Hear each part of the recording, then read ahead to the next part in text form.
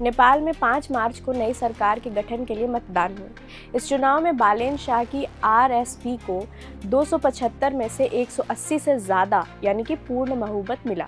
हालांकि अभी आधिकारिक घोषणा नहीं हुई, लेकिन सरकार गठन से पहले ही नेपाल में ऑयल संकट पैदा हो गया है। अंतरिम सरकार ने स्ट्रेट ऑफ हॉर्मुज में हुए ब्लॉकेड के बाद देश में तेल की कीमतों को बढ़ाने का फैसला किया है। कल्पना कीजिए कि आप अभी अभी एक बड़ी परीक्षा देकर फ्री हुए हैं, रिजल्ट आने ही वाला है, नई सरकार बनने की तैयारी चल रही है और अचानक पता चलता है कि घर के बाहर पेट्रोल डीजल के दाम आसमान छू रहे हैं। जी हाँ, ऐसा ही कुछ इस वक्त हमारे पड़ोसी देश नेपाल में हो रहा है। नेपाल में अभी अभी चुनाव खत्म हुए हैं, सरकार का गठन अभी हुआ भी नहीं है।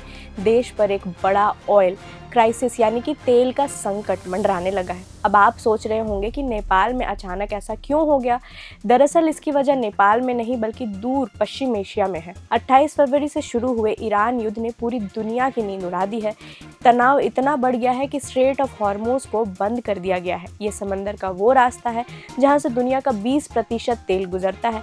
अब जब रास्ता बंद होगा तो सप्लाई रुकेगी और जब सप्लाई रुकेगी तो दाम तो बढ़ेगा ही। इसका सीधा असर पड़ा है नेपाल की ऑयल कॉरपोरेशन पर। नेपाल ऑयल कॉरपोरेशन ने एक 3 पेज की लंबी प्रेस रिलीज जारी की है और साफ कहा है कि भाई इंटरनेशनल मार्केट में आग लगी है, इसलिए हमें दाम बढ़ाना पड़ रहा है। सुनिए कितनी जेब ढीली होगी। पेट्रोल सीधा 15 नेपाली रुपए प्रति लीटर महंगा कर दिया गया है। डीजल और केरोसिन इनमें भी 10-10 रुपए की बढ़ोतरी की गई है। यानी अगर आप संडे सुबह अपनी बाइक में पेट्रोल डलवाने गए तो आपको ये नई कीमतें चुकानी पड़ सकती हैं।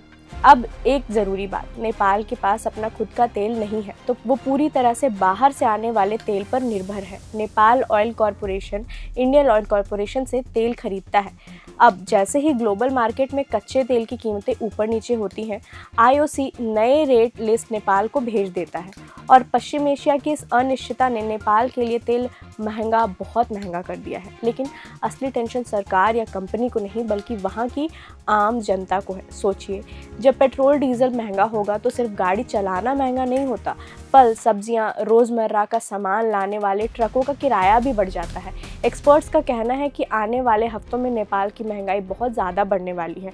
लोग पहले से ही परेशान हैं और अब इस ऑयल शॉक ने उनकी चिंता और बढ़ा दी है। इस संकट के बीच राजनीति भी कम नहीं है। डोनाल्ड ट्रंप ने तो यहाँ तक कह दिया है कि अगर नाटो देशों ने हॉर्मुज का रास्ता खुलवाने में अमेरिका की मदद नहीं की तो उनका फ्यूचर बहुत बुरा होगा।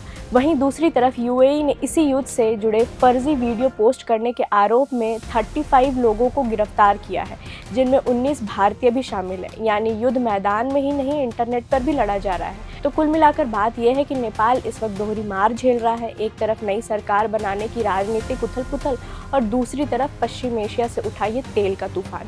अब देखना यह है कि नेपाल की आने वाली नई सरकार इस संकट से अपने लोगों को कैसे बचाती है। बाकी देश और दुनिया की तमाम खबरों के लिए आप बने रहें प्रभात खबर के साथ। प्रभातखबर.com, विश्वास वही, रफ्तार नहीं।